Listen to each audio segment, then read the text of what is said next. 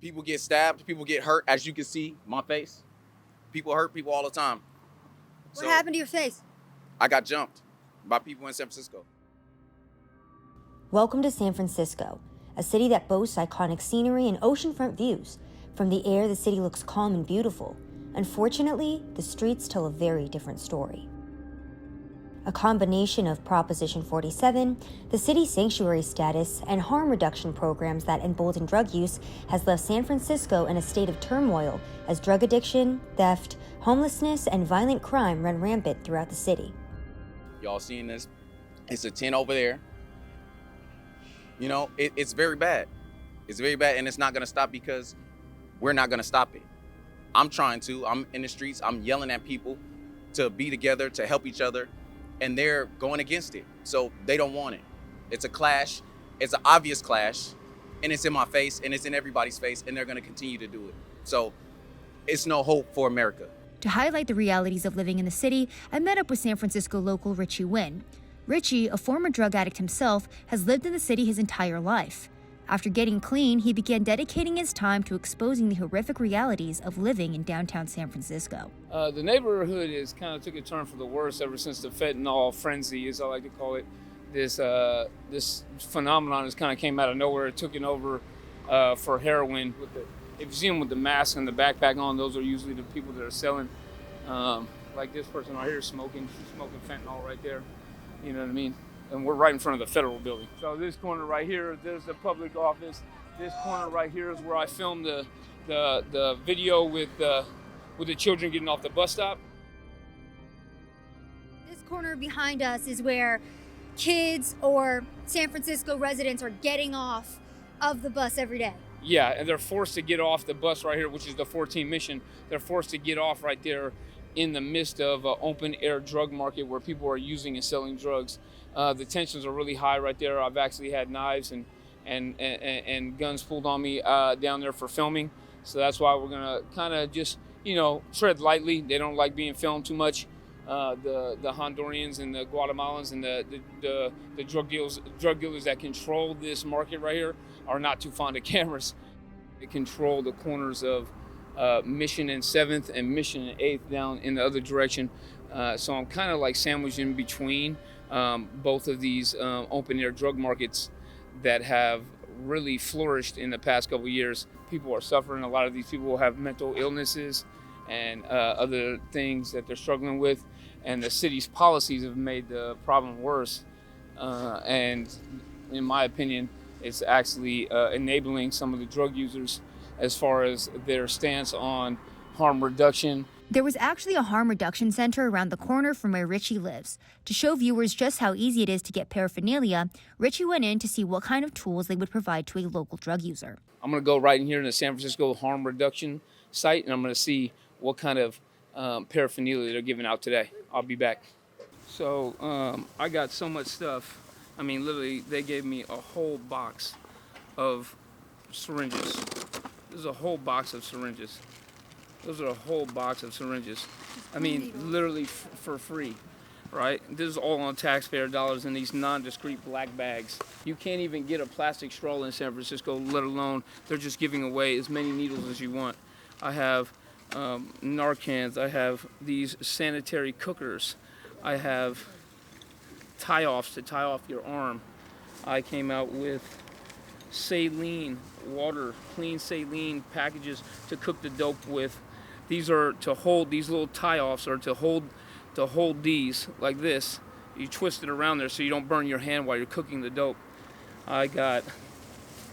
And anybody can just come into this place and grab these bags full of equipment? For free. I asked them what this was for. This is a new one that they're giving out, these chopsticks, and they said it was a pusher for a glass pipe so you could push your crack inside the pipe more. Right. So they also instructed you on how to use these different types of pieces of equipment? Yes. Little small pieces of tinfoil, right? They're literally giving you small pieces of tinfoil to smoke dope off of this straw like this. They even give you vitamin C, which is new to me. I guess it's supposed to help you melt the dope down, the fentanyl and the heroin. It's supposed to help you melt that stuff down. At the end there, after I got all this stuff, all this paraphernalia that they're basically giving away for free, the most alarming thing was I asked where I could go to get some help to get clean. What program can I get into right now to get clean and off the streets? And they had no idea. City officials and local journalists oftentimes claim that these programs are beneficial to the community and reduce the spread of HIV. However, I wanted to speak with former drug users who have experience overcoming addiction and ask their thoughts on harm reduction programs. I couldn't be clean like how it is right now. Cause see, these addicts here, they kind of enable them. They call themselves helping them, but they enable them. They give them rooms, they give them dope, they give them syringes, they give them all kind of stuff, right? They can go up there to Lincoln City and sit down and get high. What would your message then be to the San Francisco government that is kind of funding a lot of these harm reduction programs? What would your message to them be? That they doing a lot more harm than they is helping them with the harm reduction approach. You know, because see, like what he say, what we doing, we have programs which is completely abstinence based. But this particular program right here on the corner, it's a collaborative with the Department of Public Health, the adult probation, and the Department of Public Health. They pro harm reduction. But we told them, we got real caught up with them and say, look, we ain't really doing that harm reduction shit. Shit don't work. You know what I mean? Look at the streets now. You know, the kids. You know, I didn't know that here in the Tenderloin, they got more kids in the Tenderloin than anywhere in any other part of San Francisco. Yeah. So all up in these buildings and everything is kids. And isn't this one of the worst areas too? This is the worst area, man. They got to come around. They got to step over addicts, play around syringes. The government doesn't print its own money. It comes from taxpayers, right? So this is a great system. And if you say to a drug addict, I'm going to give you money and a place to stay where you can shoot dope all you want, that's what they're going to do. That's what we know. We weren't paying. The question isn't why the drugs, it's why the pain. That should be the question we're asking.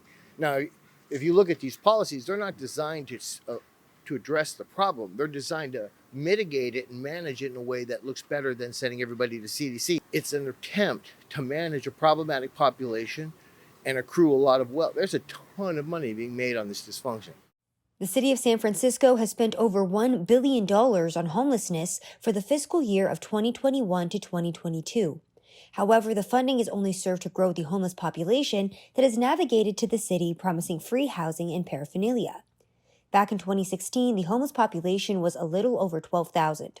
However, since the COVID pandemic and the city's decision to use hotels to house homeless individuals, that number has since risen to almost 20,000, meaning the city is spending around $57,000 per homeless person per year.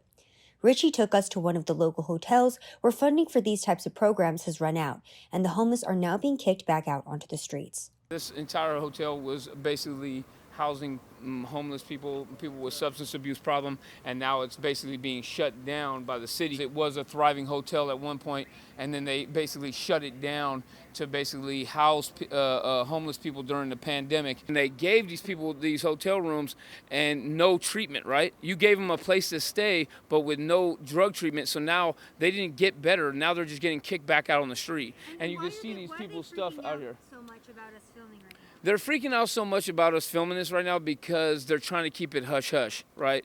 The mayor's office trying to keep it hush-hush. The San Francisco Board of Supervisors is trying to keep it hush-hush, that they made a big mistake. They made a big mistake by inviting more homeless people into the city, and now the funding has ran out, and they have nowhere to put these people. So you're kicking them back out on the street with no substance abuse treatment, and basically they are not equipped with the facilities within their own personal mental fortitude to take care of themselves or get clean and sober off of drugs. This hotel right here in particular, this hotel in particular was where they put a lot of the unhoused individuals, a good hotel right here.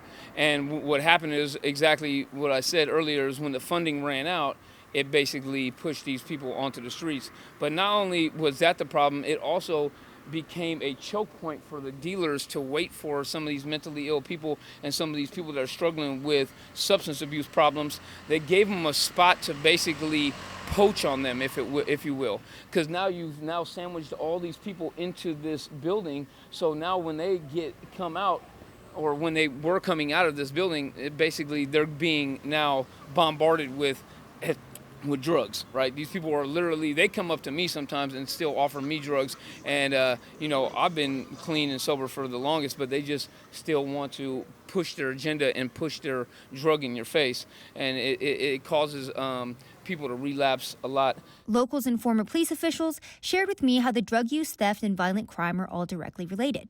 Proposition 47, for example, reclassified theft and drug possession from felonies to misdemeanors and also increased the dollar amount by which theft can be prosecuted as a felony from $400 to $950. Businesses in San Francisco have to spend so much money for security, private security companies, mainly because of the theft policies they have here in San Francisco. Anything under $900 you won't even get charged with for stealing. So basically the homeless and the drug addicts, they steal whatever they want as long as it's under $900, and they come out here and they sell it for drugs or money for drugs, and it's kind of like a really thriving ecosystem. All right, guys, and I'm not trying to just take you to the worst areas of San Francisco. We're standing in front of beautiful City Hall where you have a lot of weddings going on. People come here to take photos. We have children that are playing in the background here. There's 2 different playgrounds. And what you're seeing is the homeless inhabiting this area. We were watching somebody smoke fentanyl over there.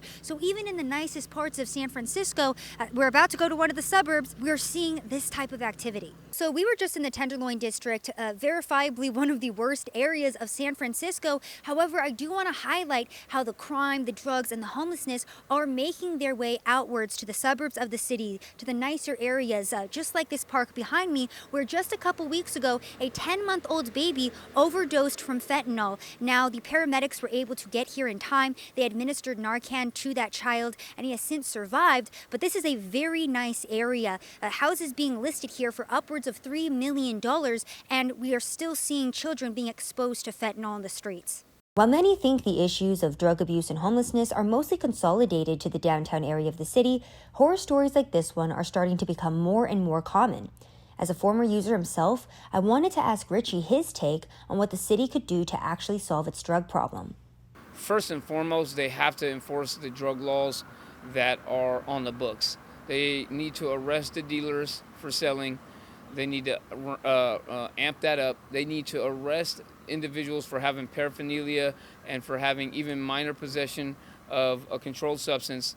They need to give these individuals, at least the addicts, a 90-day flash in jail so they can get a clear mind and be able to make a concise decision and a well-thought decision about getting into rehab. And for the ones that don't want the help and that will buck at going to rehab, they may need to be forced into some type of treatment, like a mental health sweep team that come through and maybe look for people that are in a moment of psychosis, that are having suicidal ideation, and be able to get those guys into some type of facility where they can, force them to take their medication, because in jail they can't force you to take your medication. I think they might want to rethink some of the sanctuary laws, because a lot of these individuals out here selling drugs are undocumented, and they need to maybe start some type of approach to where if the individual is a repeat offender, then maybe they need to stay away, if not from the country, from San Francisco in a whole. It's really hard to even imagine them getting a handle on this situation. I would think that they would probably have to call in the National Guard, set up medical tents, get some of these people hooked up to IVs, get them fluid, get them, some serious help, because a lot of these people are just out here dying, and it's a slow, painful death, and there's no harm reduction in that.